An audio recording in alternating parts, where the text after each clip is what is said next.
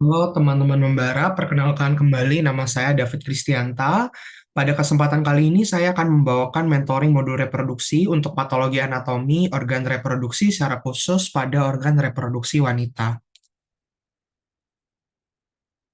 Penyusunan PPT mentoring ini tidak terlepas dari bantuan rekan saya, secara khusus Dabita, beserta dengan Dea, yang telah membantu penyusunan PowerPoint ini. Kemudian saya juga ingin mengucapkan terima kasih yang sebesar-besarnya kepada guru-guru saya dari Departemen Patologi Anatomi Fakultas Kedokteran Universitas Indonesia, yang secara khusus telah membantu dan juga mengajari saya materi praktikum patologi anatomi reproduksi perempuan dengan sangat baik sehingga saya juga dapat menyusun mentoring kali ini. Salam hormat saya untuk Dr. Hartono, Dr. Amal, Dr. Tantri, Dr. Nina, dan juga Ibu Puspita. Kemudian, mohon gunakan PowerPoint ini sebaik mungkin hanya untuk keperluan pembelajaran, tidak untuk disebarkan, hanya untuk kegiatan akademis saja. Kemudian beberapa gambar dan juga video ini berasal dari sediaan milik pasien-pasien asli. Oleh karena itu, mohon untuk menghargai dan juga menghormati guru-guru kita. Kemudian, untuk sediaan dan juga berbagai preparat yang digunakan di sini berasal dari sediaan Departemen Patologi Anatomi dan beberapa sediaan yang ada di internet. Sama seperti pria, kita akan mempelajari ada 9 eh, sediaan atau spesimen gangguan reproduksi pada wanita. Ya, kita akan lihat yang di sini. Pertama kita akan membahas tentang chorioamnionitis akut. Sebelumnya kita perlu ketahui terlebih dahulu bagaimana proses normal eh, plasenta ketika mengalami implantasi. Kita ketahui bahwa bukan plasenta, maaf, fetus ketika mengalami implantasi.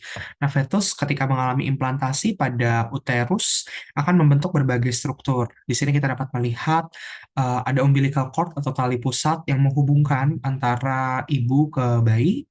Kemudian kita juga dapat melihat di sini ada basal plate, ada chorionic villus tree. Jadi memang ini untuk mengalirkan darah dan juga nutrisi ya kepada bayi. Kemudian berbagai pembuluh darah serta ada reaksi desi 2. Nah, sesuai dengan namanya chorioamnionitis akut, maka ini adalah kelainan berupa inflamasi, inflamasi pada membrana chorioamnion yang terdapat pada proses kehamilan merupakan penyebab utama kelahiran prematur spontan pada lebih dari 40% persalinan. Komplikasi yang dapat terjadi akibat chorioamnionitis akut ini adalah ketuban pecah dini atau persalinan prematur. Nah, kita lihat bagaimana chorioamnionitis ini dapat terjadi dan chorioamnionitis ini dapat berkembang. Jadi pada dasarnya sebenarnya ada dua proses, ada dua cara untuk perkembangan daripada chorioamnionitis akut ini. Di sini kita dapat melihat bahwa prosesnya terjadi karena ada peradangan. Peradangan tersebut dapat menyebar secara ascending dari bawah dan juga dapat hematogen atau transplasental. Ya, di sini kita dapat melihat bahwa kedua proses tersebut itu merupakan jalur infeksi yang biasa kita temukan pada chorioamnionitis akut. Meskipun sebenarnya yang paling sering atau paling banyak kita temukan adalah infeksi yang ascendens, jadi infeksi yang naik. Infeksi yang naik atau infeksi ascendens. Nah, infeksi ascendens biasanya terjadi akibat pecah ketuban dini atau ruptur membran prematur, menyebabkan apa? Menyebabkan membran amnionnya tidak intak. Membran amnion yang tidak intak dapat menyebabkan gangguan ke sawar plasenta atau placental barrier, sehingga bakteri dapat masuk ke amnion, hingga nanti masuk ke cairan amniotic cavity, hingga nanti akhirnya menyebabkan inflamasi pada bayi, dan kita dapat melihat bahwa akan ada rekrutmen daripada neutrofil. Neutrofil dari pembuluh darah akan masuk dari DESI2, kemudian ke korion, ke amnion, hingga ke cairan amnion pada amniotic cavity. Nah, infeksi atau inflamasi juga dapat bermanifestasi ke tali pusat ya. Ini dapat bermanifestasi ke tali pusat. Jadi kita melihat bahwa pada dasarnya dalam kondisi normal, dan memang seharusnya pada tali pusat ada satu vena dan juga dua arteri. Ini merupakan arteri sedang tipe khusus. Nah, ketika terjadi inflamasi dapat menyebabkan perubahan, bahkan ini sampai terlihat berwarna kehitaman. Jadi pada dasarnya kita akan melihat rekrutmen neutrofil. Nah, tentu ketika kita berbicara tentang chorioamnionitis akut, berbicara tentang chorioamnion, maka kita mengingat bahwa di sini ada dua komponen nih, ada komponen dari ibu pada membrana chorioamnion dan juga ada komponen dari bayi ya pada tali pusat. Nah, ini yang disebut sebagai acute chorioamnionitis. Jadi memang peradangan pada membran chorioamnion yang bersifat akut dan funisitis ya. Funisitis ini peradangan pada Funis itu berasal dari bahasa Latin yang berarti cord, jadi eh, tali pusat ya, tali pusat yang bersifat akut. Nah, stagingnya itu berdasarkan seberapa banyak sih lapisan yang terkena pada acute chorioamnionitis. Dari DC2 ke chorion ke amnion ke amniotic cavity, kalau misalkan dia hanya masuk di DC2, tentu itu stagingnya akan lebih rendah dibandingkan kalau sudah masuk sampai amniotic cavity. Jadi sampai semuanya terkena, nah itu tentu pasti stagingnya lebih berat. Sedangkan kalau kita berbicara tentang funisitis, stagingnya itu berdasarkan jumlah pembuluh darah yang terkena. Biasa dimulai dari vena, kalau misalnya sudah terkena arteri, berarti stagingnya sudah lebih berat. Stagingnya nanti akan dipelajari pada level spesialistik, jadi di sini Anda hanya perlu mengetahui saja bahwa prosesnya dapat menyebabkan dan membuat kita menstagingkan dengan dasar tersebut. Nah, respons peradangan pada membran chorioamnionitis disebut maternal inflammatory response, sedangkan respons peradangan pada tali pusat kita sebut sebagai fetal inflammatory response. Nah, dan kita melihat bahwa di sini pada fetus, terutama fetal inflammatory response, bakteri ini dapat menyebar ke berbagai organ, sehingga tentu ini sangat berbahaya.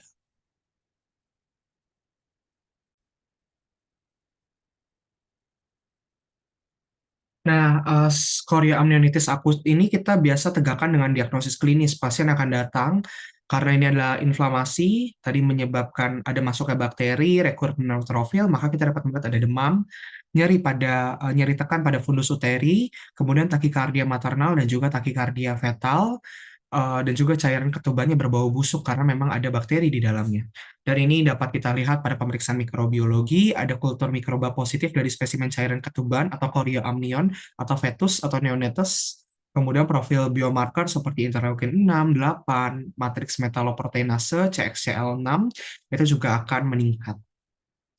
Nah, berbicara tentang chorioamnionitis akut, kita tadi melihat ada dua respon ya. Ada respon yang memang dari maternal dan juga ada respon dari fetal. Untuk melihat respon maternal, maka kita lihat chorioamnionnya, tapi kalau respon fetal, kita melihat respon yang terdapat di dalam tali pusat. Ini kita melihat pada membrana, pada lapisan chorioamnion, ya. Jadi di sini kalau kita lihat dari DESI2, kemudian sampai ke chorion dan juga amnion. Di sini ada lihat titik-titik ya, titik-titik halus. Tapi mungkin di sini tidak terlihat dengan jelas. Kita akan lihat pada perbesaran lebih besar.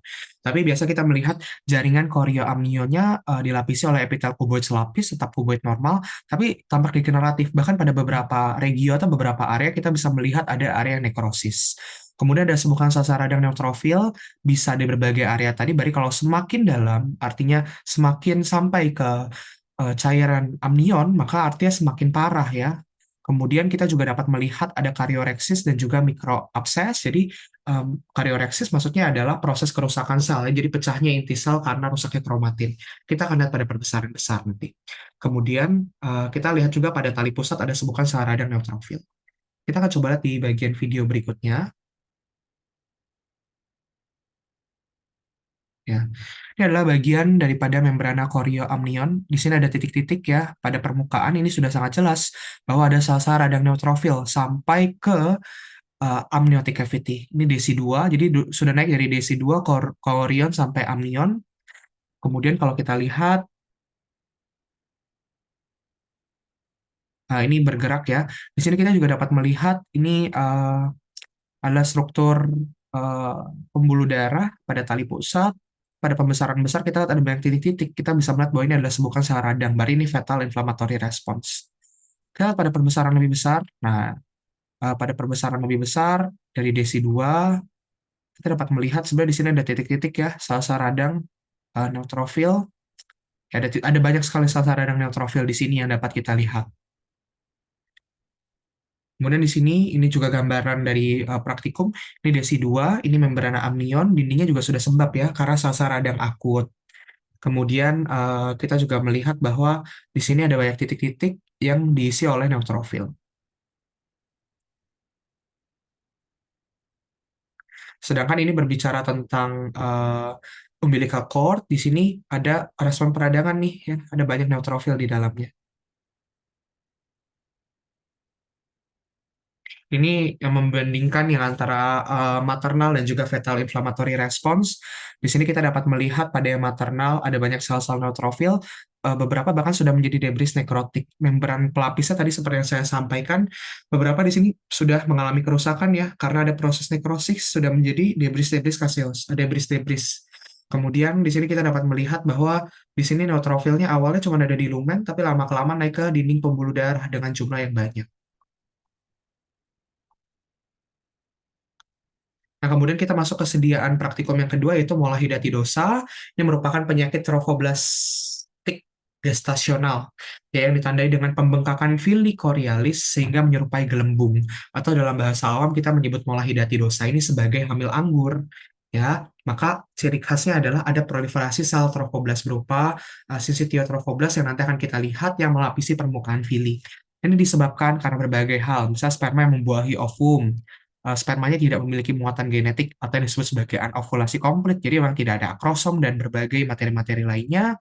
Kemudian ovum incomplete, misalkan jadi memang yang dibuahi dua sperma langsung atau hanya satu sperma yang diploid. Nah, nanti hasil triploid itu menghasilkan mola hidatidosa. Nah, tipenya ada banyak, ada yang parsial atau yang disebut sebagai diandric monogenic triploid. Ini produksi gestasi abnormal yang ditandai dengan proliferasi trophoblastik ya. Nanti ada hydrophily, nanti kita lihat, dan ada pembentukan janin kalau sudah parsial. Tapi kalau komplit, kita tidak melihat ada pembentukan janin. Jadi ada proliferasi trophoblastik, ada hydrophily diffus, tapi tidak ada pembentukan janin. Dan ini juga bisa invasif ya, invasif sampai embolisasi jauh. Nah, untuk ngolah komplit ini lebih sering prognosisnya adalah ad malam, dubia ad malam, karena dapat berkembang menjadi mola invasif ataupun koriokarsinoma. Nah, kita lihat bagaimana ya tanda-tanda klinis dari mola hidatidosa ini. Tanda klinis daripada mola hidatidosa yang dapat kita lihat. Oke, kita coba lihat ke slide berikutnya. Ya, oke. Nah, ini faktor risikonya ini kelahiran kehamilan mola ya.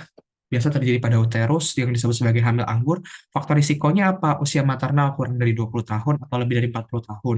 Kemudian ras Asia, riwayat mola hidatidosa sebelumnya atau genetik ya pada pasien-pasien yang mengalami recurrent familial complete hydatidiform mole. Kemudian gambaran klinisnya apa? Biasa uterus membesar daripada usia kehamilan seharusnya karena ini mola, dia bukan bayi. Kemudian kadar beta HCG-nya tinggi ya. Kadar beta HCG yang tinggi ini menyebabkan hiperemesis, pasien mual muntah.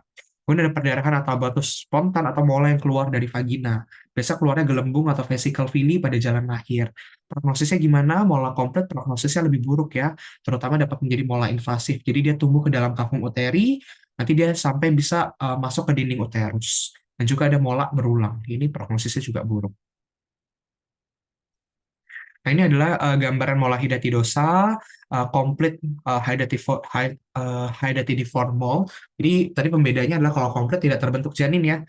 Di sini kita dapat melihat ada beberapa gambaran di mana ada pada gambaran mikroskopisnya kita filinya lebih besar ya daripada fili kehamilan normal atau bahkan nanti fili kehamilan ektopik.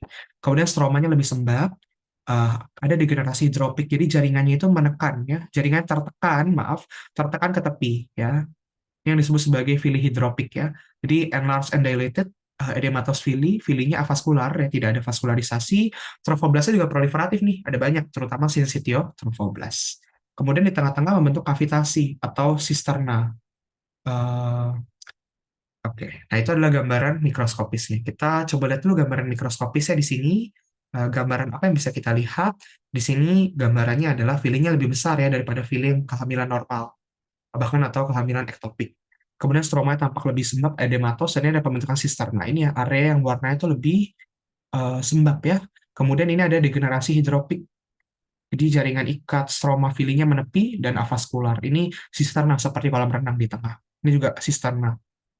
Kemudian ada proliferasi daripada trophoblas. Nah, pada gambaran eh, pemeriksaan radiologi kita dapat melihat ada bagian-bagian yang hipoekoik. bagian-bagian yang tersebar, ini gambarnya disebut sebagai gambaran badai salju atau snowstorm ya untuk pola hidatidosa. Kemudian berikutnya kita dapat melihat juga pada slide praktikum, eh, ini ada sisterna, kemudian ini ada degenerasi hidropik, ini trophoblas, terutama sensitiotrophoblasnya yang lebih membelah lebih banyak ya.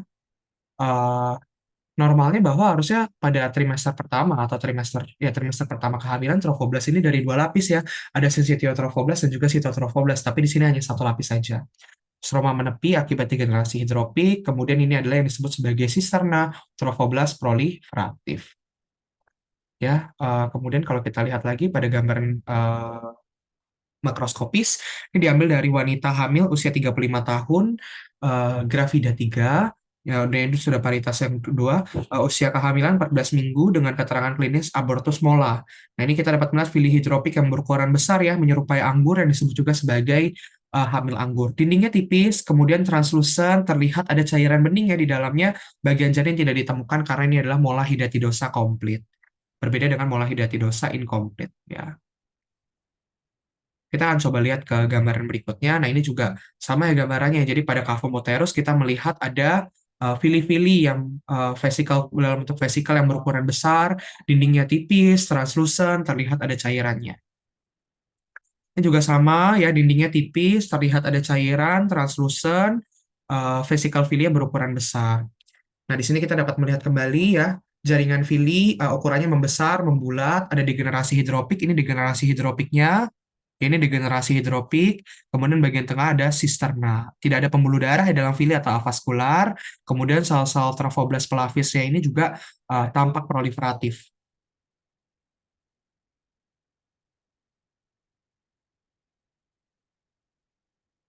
Oke, kita akan berlanjut ke slide berikutnya. Nah, ini ya, ini gambaran sisterna dengan degenerasi hidropiknya di sini, kemudian ada proliferasi trophoblas, terutama sitotrophoblas. Ini juga sama gambarannya, ini gambaran dari praktikum kita. Ya, kita dapat melihat di sini pada gambaran mola hidatidosa ada banyak eh, ada banyak fili yang lebih besar ya daripada fili pada kehamilan normal. Kemudian kita dapat melihat di sini ada pembentukan sisterna. Kemudian di sini trophoblasnya tampak lebih proliferatif. Kita coba lihat pada perbesaran lebih besar. Ya, di sini ya. Nah, ini yang di tengah ini adalah sisterna. Ini ada degenerasi hidropiknya di sini. Ini sisterna, ini proliferasi trophoblas. Kita akan coba lihat lagi. Oke, ini gambaran proliferasi sel-sel trophoblasnya ya di bagian luar. Baik, kita akan masuk ke sediaan berikutnya.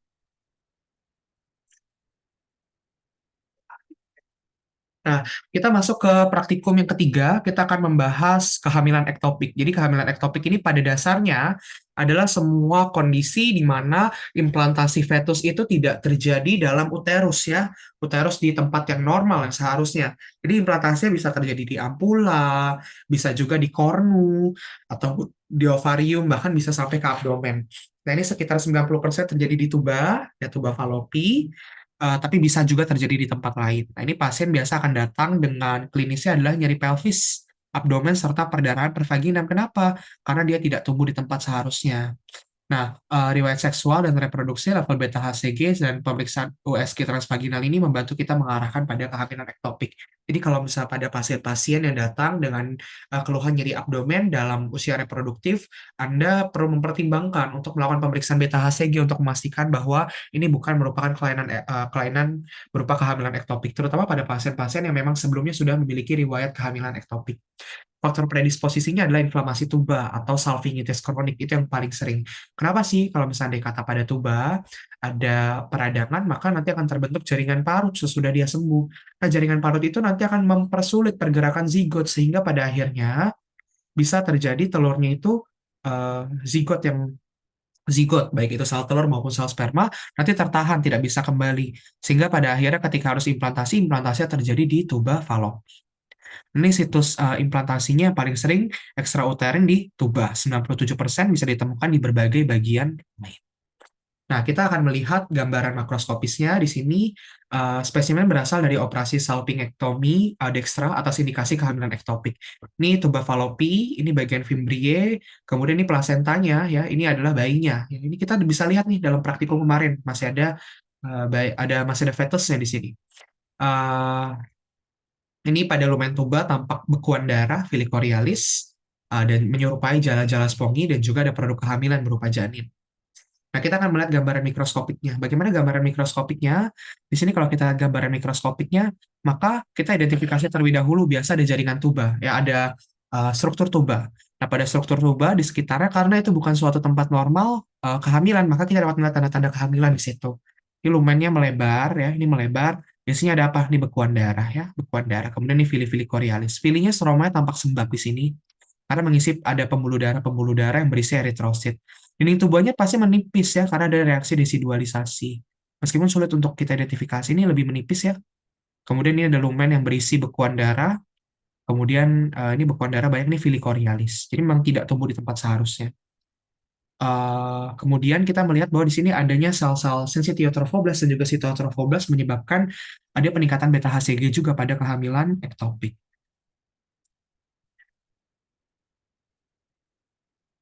Di sini ada proliferasi sel-sel yang di luar ini sitiotrophoblas, ini sitotrophoblas ya pada trimester awal. Kemudian ini juga kita melihat stromanya ini tampak lebih sembab.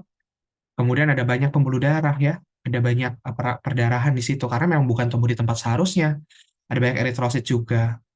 Nah, di sini kita dapat melihat ini dindingnya mengalami reaksi desidual, jadi memang persiapan untuk implantasi. Kemudian di sini adalah darahnya ya. Kemudian ini Fili chorioalisnya yang sembab ya mengalami degenerasi mixoid dan juga lumen tubanya mengalami pembesaran. Nah, kita juga dapat melihat ya ini ada blood clot ya tadi seperti yang sudah saya sampaikan. Kemudian kita masuk ke sedian berikutnya yaitu tuberkulosis genital. Tadi kalau Anda mengingat kembali pada praktikum patologi anatomi pria saya sempat menyampaikan ya berkaitan dengan tuberkulosis epididymitis. Ini memang tuberkulosis ini dapat menyebar ke berbagai organ termasuk genital, salah satunya adalah genital wanita juga. Nah, di sini insidensinya memang rendah sih, 1% tapi sampai 21%, terutama di negara-negara yang memang banyak TB-nya. Kita ketahui di Asia Tenggara, secara khusus di Indonesia, kita negara dengan prevalensi TB yang cukup tinggi. Paling sering memang kita temukan di tuba fallopi 90-100%, sisanya di uterus, bisa juga di ovarium, serviks, dan lain-lain. Nah, sediaan yang kita ambil pada praktikumnya adalah sediaan dari serviks. Nah, jadi nanti akan ada proses kaseasi atau perkejuan dan juga ulcerasi yang dapat menyebabkan terjadinya pembentukan jaringan parut. Nah, ini in speculo kita lihat ya, ada cairan putih, ini adalah yang berwarna lebih putih ini, dia adalah proses granuloma ya, ada proses nekrosis perkejuan di dalamnya. Kita dapat melihat pada gambaran ini ada nekrosis perkejuan, dan ini melihat granuloma ya, sangat khas, saya rasa Anda harusnya sudah mengetahui dan menghafal, sudah memahami ya kalau tuberkulosis ada granuloma di mana ada sel-sel epitelioid ya, sel-sel yang bentuknya seperti sendal ya, seperti ini, sel-sel yang bentuknya seperti sendal, kemudian ada sel Datia Langhans di sini ya. Sel Datia Langhans bukan Langerhans. Kemudian dilingkupi atau dilingkupi oleh limfosit trim atau diliputi oleh limfosit rim. Ya, limfosit rim ini bertujuan untuk membatasi supaya infeksinya tidak menyebar. Nah, kita lihat ini pada sediaan biopsi kanker, biopsi serviks pasien usia 28 tahun, diagnosis klinisnya suspek kanker serviks. Lesinya tampak berbenjol-benjol pada porsio, meluas ke kavum uteri. Nah, ini kita melihat nanti ada nekrosis perkijuan. Nah, ini nekrosis perkijuan ya. Ini nekrosis perkijuan dengan kelim limfosit atau limfosit rim. Sel datia mungkin harus kita lihat pada perbesaran yang lebih besar. Ini sel datia. Sel datia, semoga Anda masih ingat karakteristik daripada sel datia. Sel datia Langhans ini adalah sel berinti banyak, bentuknya bisa tapal kuda ataupun melingkar ya, bulat. Kemudian kalau sel-sel epitelioid bentuknya seperti sandal jepit. Kita akan coba lihat ya. Oke, ini adalah sel datia ya. Jadi bentuknya intinya di tepi, kemudian bisa tapal kuda ataupun tidak. Ini sel-sel epitelioidnya banyak ya, yang bentuknya seperti sandal jepit. Nih, kemudian ini ada kelim limfositnya yang menutupi. Nah, ini tadi gambaran yang cukup baik juga untuk memvisualisasikan sel Datia Langhans. Ini sebutan epitelioid di sekitarnya terlihat dengan sangat jelas. Nah, kemudian kita masuk ke sediaan berikutnya yaitu polip endometrium. Pada polip endometrium ini sesuai dengan namanya polip, jadi memang ada lesi jinak non neoplastik. Jadi berupa les ini pertumbuhan massal, ini ditandai pertumbuhan stroma berlebih. Jadi nanti Anda dapat melihat bahwa ada struktur endometrium normal, kemudian ada tonjolan. Ya, tonjolan ini dia berdinding tebal, ada pembuluh darahnya, mirip dengan endometrium, tapi nanti kita akan lihat perbedaannya apa. Ini umumnya terjadi pada wanita usia reproduksi berusia kurang dari 40 tahun, dan ini ditemukan pada 25% wanita yang menjalani biopsi endometrium. Ini biasa uh, klinisnya apa? Pasien akan datang dengan abnormal uterine bleeding ya, atau perdarahan uterus abnormal. Jadi perdarahan terus. Kenapa sih? Karena polip endometriumnya ini. Nah, kemudian kita akan melihat pada slide berikutnya ini adalah gambaran dari praktikum kita ya. Gambaran dari praktikum kita, kalau Anda lihat di sini polip endometrium, gambarnya mungkin sangat jelas. Ini adalah myometrium, ini endometrium. Silahkan Anda pelajari kembali pada histologi. Ini diambil dari histerektomi. Ini ada massa nih. Nah, ini massa yang disebut sebagai polip. Ya, penyusunnya sama. Ada kelenjarnya, ada stroma endometriumnya, tapi dia strukturnya menonjol polipoid sebagaimana bentuk aslinya. Nah, kalau kita lihat di sini, eh, perbedaannya apa? Ini tumbuhnya pertama pasti polipoid ya. Ini di luar nih polipoid. Kemudian stromanya lebih fibrotik, jadi banyak jaringan ikat, kelenjarnya bermacam-macam sampai ada dilatasi kistik. Ini dilatasi kistik, jadi bikin lubang-lubang bulatan-bulatan. Itu adalah perbedaannya dengan stroma yang normal. Ini dilatasi kistiknya banyak ya. Nah, kita lihat di sini, ya ini ada dilatasi kistik dengan jumlah sangat banyak, stromanya sangat fibrovaskular ya, jadi stromanya fibrotik ya, berupa jaringan-jaringan ikat. Ini dari operasi histerektomi total wanita 40 tahun, indikasinya miom multiple ya, tapi massa tumor miomnya tidak ditampilkan pada praktikum ini, kita tidak mempelajari itu. Kemudian kalau kita lihat lagi di sini, ini bagian ini ingin menunjukkan kepada Anda struktur jaringannya ya. Ini myometrium, ini endometrium, dan ini adalah massa polipoidnya dengan dengan dilatasi kistiknya, kemudian stroma yang lebih fibrotik di sini. Kelenjarnya bermacam-macam ya bentukannya, macam-macam. Ya, ini sama ya. Ini dilatasi kistik, kemudian stroma yang terlihat lebih fibrotik. Oke, kita akan lanjut ke gambaran berikutnya.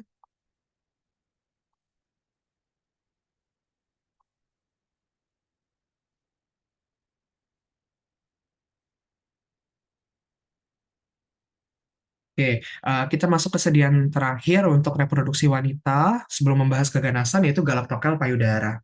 Nah, pada galaktokel payudara ini biasa terjadi pada pasien-pasien yang sedang melakukan laktasi ya. Eh, jadi kalau kita lihat galaktokel dikenal sebagai laktokel atau kista lakteal, ini nih kista retensi jinak payudara. Jadi kista berisi cairan susu. Faktor predisposisinya apa? Biasa obstruksi pada kelenjar payudara pada wanita yang menyusui. Bisa karena trauma, inflamasi, abnormalitas puting, atau adanya tumor. Lesi ini biasa terjadi pada daerah retroareolar. Ini duktusnya normal, tapi kalau duktusnya tersumbat dapat menyebabkan galaktokel payudara. Nah, kita dapat melihat pada slide berikutnya, ini adalah gambaran ultrasound dari wanita berusia 35 tahun sedang menyusui dengan galaktokel. Di sini kita dapat melihat ada massa-massa kistik ya. Di sini ada massa anekoid seperti kistik.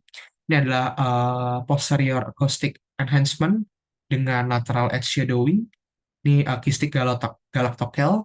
Kemudian kita juga dapat melihat bahwa di sini ada kista galaktokel. Jadi massa kistik ini terbentuk karena ada bendungan kelenjar payudara.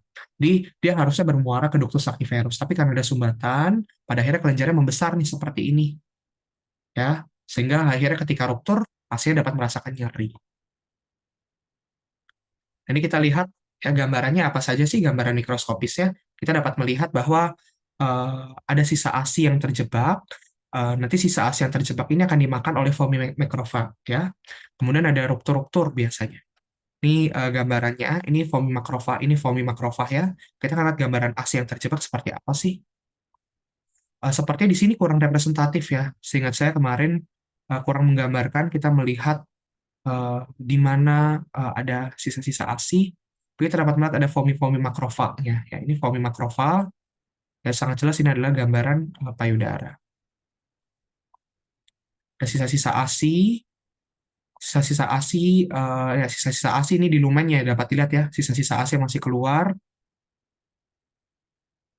Ya, ASI harusnya mengalir ke lumen asinus, ke ductus intralobular, interlobular, sampai ke ductus activerus. Tapi ini tidak, karena terbendung. Ini biasa kita temukan sisa-sisa ASI di sini. Ada respon peradangan. Kemudian biasa ada foamy makrofag.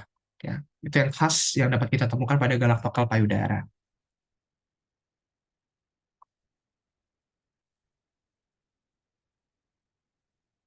Ini kita lihat ya, ini sisa ASI-nya. Ada sebukan-sebukan sel-sel radang juga di sini. Ada foamy macrophages ya. Ini kelenjar yang tersumbat dengan ASI. Jadi ini sisa-sisa ASI-nya nih. Kemudian kalau kita lihat gambarannya, ini ada makrofa ini makrofa ya. Foamy macrophages yang memang memakan sisa-sisa ASI.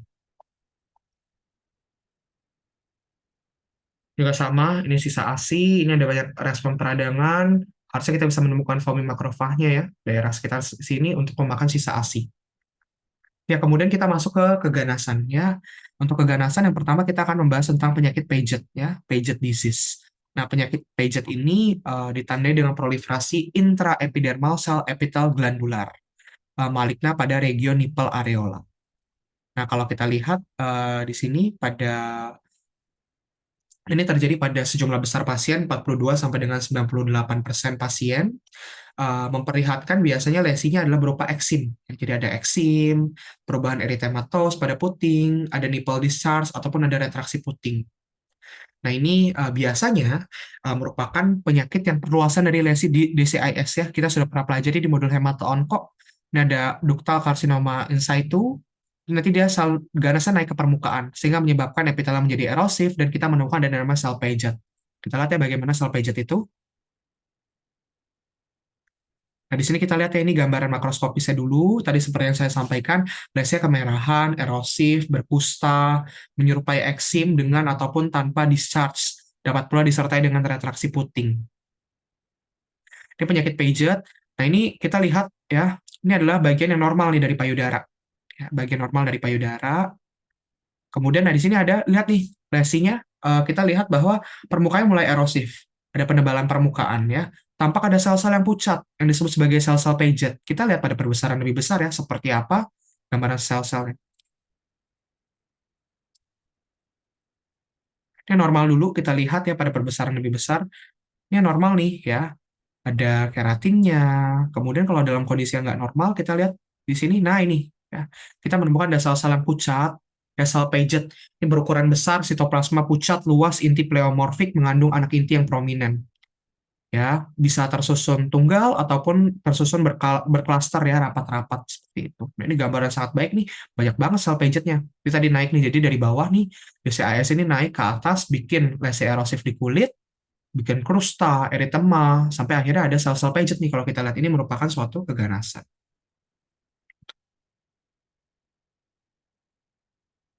Oke, kita lihat kembali ya di sini ya. Ini epitelia masih normal, tapi kalau misalnya kata yang mengalami penebaran sudah erosif, kita menemukan ada sel-sel Paget. Oh, ini ya bisa tersusun tunggal ataupun tersusun berklaster. Ciri khasnya adalah eh, selnya berukuran besar, kemudian tampak pucat, eosinofilik, ukurannya besar, anak inti besar, sitoplasma lebar, pucat, seperti itu. Nah, ini kita masuk ke sediaan berikutnya, yaitu AGCT atau Adult Granulosa Cell Tumor. Ini sebenarnya ini merupakan tumor ovarium. Ya, tumor ovarium, ada banyak sih sebenarnya jenis tumor ovarium, tapi ini adalah salah satu jenis tumor ovarium. Nah, tumor ovarium ini berasal dari sex cord ya, yang disebut sebagai adult granulosa. Anda dapat mempelajari di kuliah pendahuluan, ada yang dari epitel, ada yang dari germ cell, sama yang dari metastasis.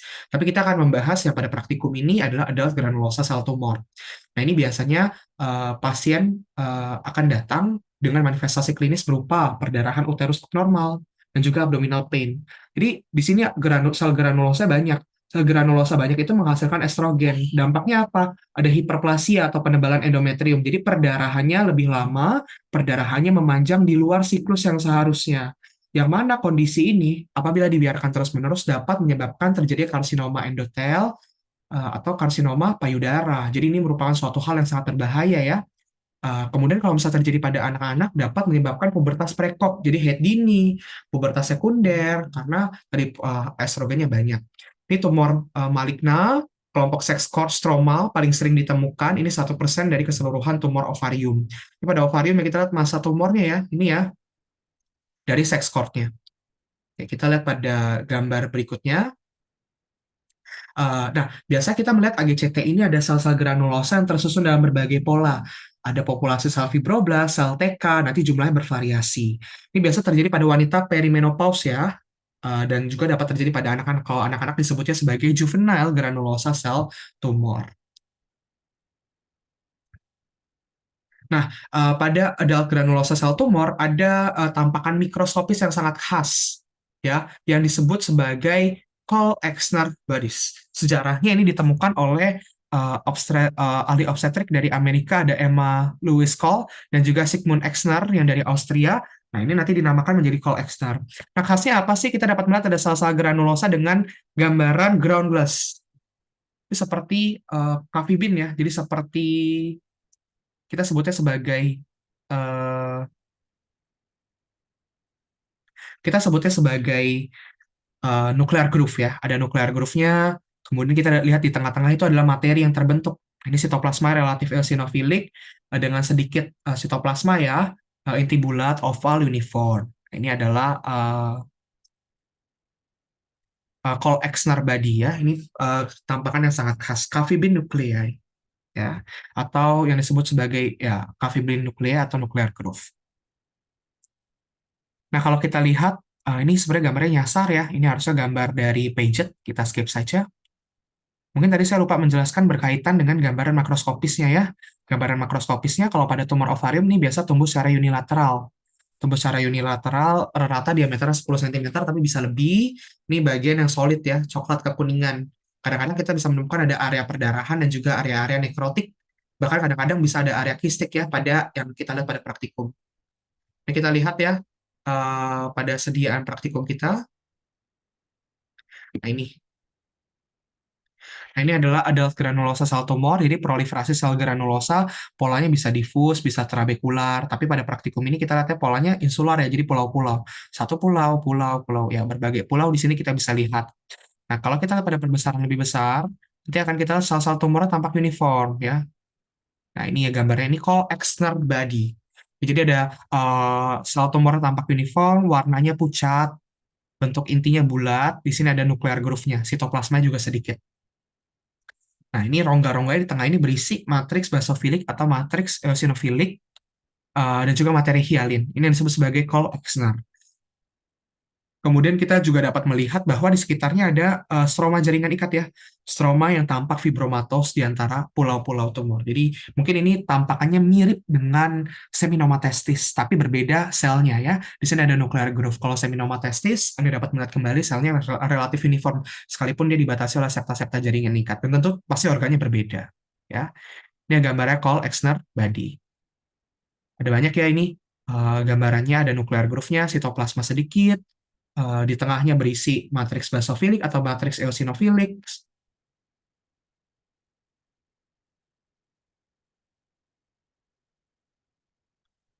Baik, kita lihat pada gambaran berikutnya.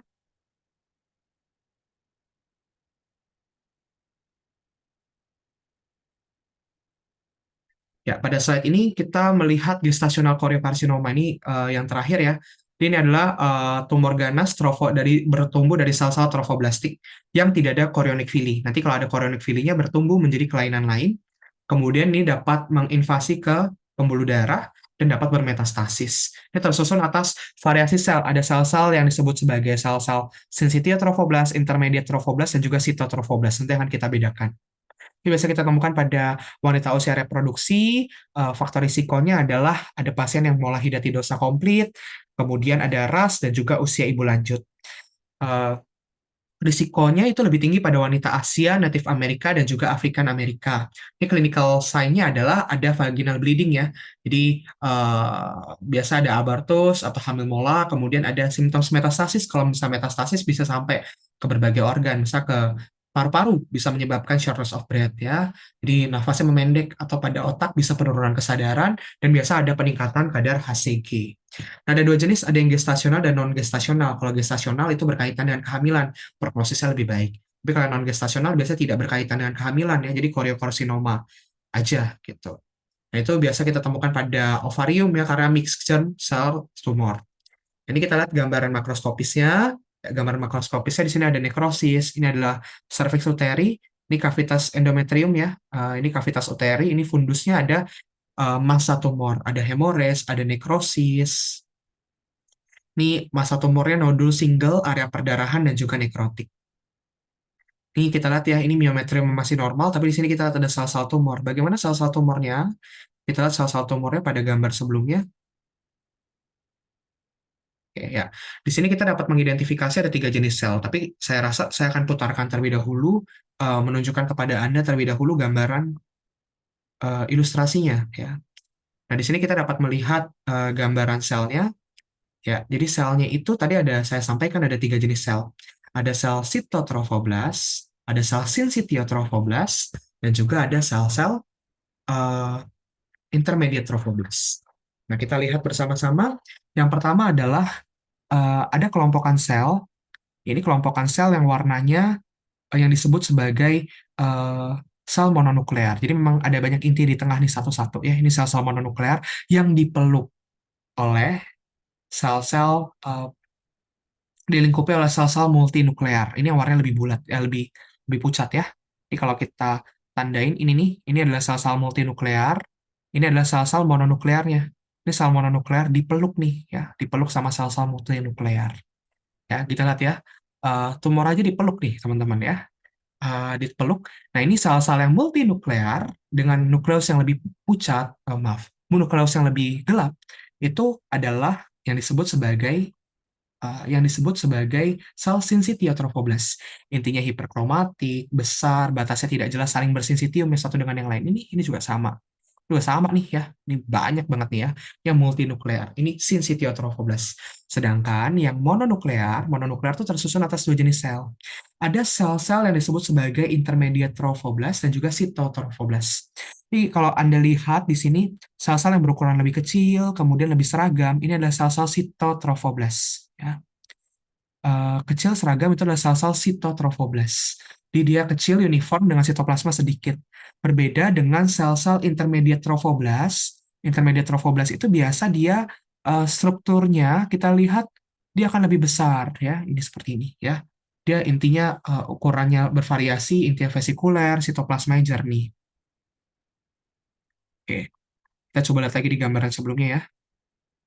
Nah, ini ya, ini yang memeluk tadi yang multinucleated syncytiotrophoblas ya, yang sitoplasmanya lebih gelap. Kemudian ada sel-sel sitotrophoblas ini yang lebih bulat besar ya, sitotrophoblas yang lebih kecil ya, lebih kecil. Kemudian harusnya ada intermediate trophoblas, tapi seperti agak sulit diidentifikasi pada gambaran ini. Kita coba lihat yang ada di mikroskop. Coba lihat ya, pada gambaran yang ada di mikroskop.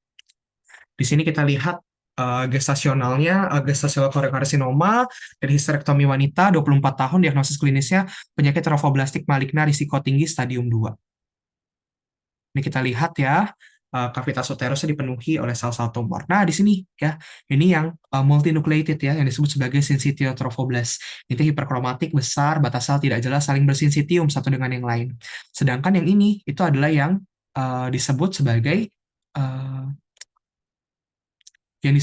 mononuklear ya, karena dia di tengah-tengah. Nah, coba lihat ya gambarannya. Oke, supaya ini jelas. Ya, oke, ya ini gambaran jelas. Yang kecil-kecil seperti ini, ya yang kecil-kecil relatif monoton, itu dia adalah sitotrofoblast ya, sel epitel berukuran rapat, inti tunggal berukuran besar, sitoplasma sedikit dan juga mengandung glikogen. Nah, sedangkan kalau yang berukuran besar nih seperti ini, ya, atau misalkan yang seperti ini adalah sel-sel intermediate trophoblast ya. Trophoblast intermediate. Jadi memang kalau kita lihat gambaran intermediate trophoblast ini, dia sel-selnya intinya berukuran bervariasi, inti vesikular sitoplasma jernih ya, seperti ini. Oke, ya berbeda dengan yang kecil-kecil ya, berbeda dengan gambaran yang kecil-kecil. Kita coba lihat lagi di sini. Nah, ini yang besar-besar ini nih, ini adalah intermediate trophoblast nih ya, intermediate trophoblast. Kalau yang sitotrophoblas itu dia relatif uniform, bentuknya lebih kecil-kecil, bulat-bulat. Ini yang multinucleated, ini syncytiotrophoblas. Ini yang lebih besar-besar. Ini adalah intermediate trophoblas. Kemudian sitotrophoblas itu biasanya dia lebih bulat, lebih hitam, lebih kecil, lebih beraturan. Seperti ini. Coba identifikasi kembali ini yang lebih gelap. Ini adalah syncytiotrophoblas. Kemudian ini adalah yang sitotrophoblas. Dan ini yang intermediate ya. Ini sitotrophoblas itu yang kecil-kecil seperti ini. Yang intermediate itu yang ini ya. Ini intermediate. Intermediate ini yang sitotrophoblas. Oke, baik. Jadi demikian sepertinya kita sudah membahas seluruh struktur pada uh, praktikum patologi anatomi untuk reproduksi wanita. Berikut referensi yang saya gunakan apabila Anda ingin membaca dan juga mencari tahu lebih lanjut. Ya, apabila teman-teman ingin memberikan bantuan dan dukungan dapat diberikan kepada nomor rekening berikut. Baik demikian akhir dari mentoring praktikum patologi anatomi kali ini. Semoga mentoringnya bermanfaat dan dapat membantu Anda untuk mempersiapkan diri dalam ujian praktikum patologi anatomi nanti. Mohon maaf apabila terdapat segala kekurangan dan kesalahan. Terima kasih dan sampai berjumpa di lain kesempatan.